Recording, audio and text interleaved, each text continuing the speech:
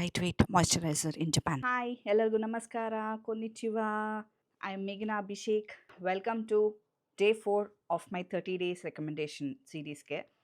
ಇವತ್ತು ಯಾವ ಪ್ರಾಡಕ್ಟ್ ತರ್ತಾ ಇದ್ದೀನಪ್ಪ ಅಂತ ಅಂದರೆ ಎಲ್ಲರೂ ವೇಟ್ ಮಾಡ್ತಿದ್ದೀರಾ ಅನ್ಕೊತೀನಿ. ಇವತ್ತು I am just showing you the moisturiser, ನಾನು ಯೂಸ್ ಮಾಡ್ತಿರೋ ಮಾಯ್ಶ್ಚರೈಸರು.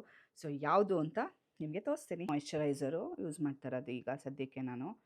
ಯಾವುದಪ್ಪ ಇದು ಮಾಯ್ಶ್ಚರೈಸರು ಈ ಥರದ ಟ್ರಾನ್ಸ್ಪರೆಂಟು ಅಂತ ಅನ್ಕೊತಿದ್ದೀರಾ. ದಿಸ್ ಇಸ್ ಬ್ಯಾಲೆನ್ಸಿಂಗ್ ಮಿಸು ಕ್ರೀಮ್ ಎಲೆಕ್ಸಾರ್ ಅವ್ರದ್ದು.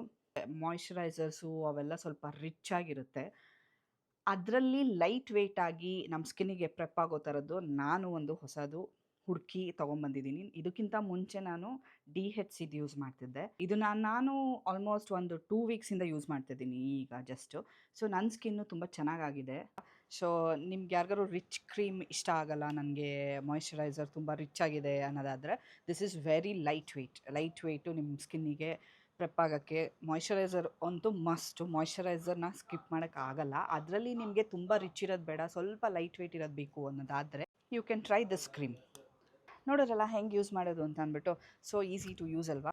ಸೊ ಇದನ್ನು ಟ್ರೈ ಮಾಡಿ ನನಗೆ ಹೇಳಿ ಕಮೆಂಟ್ಸಲ್ಲಿ ಹೆಂಗಿತ್ತು ನಿಮ್ದು ಎಕ್ಸ್ಪೀರಿಯನ್ಸು ಅಂತ ಅಂದ್ಬಿಟ್ಟು. That's it for today.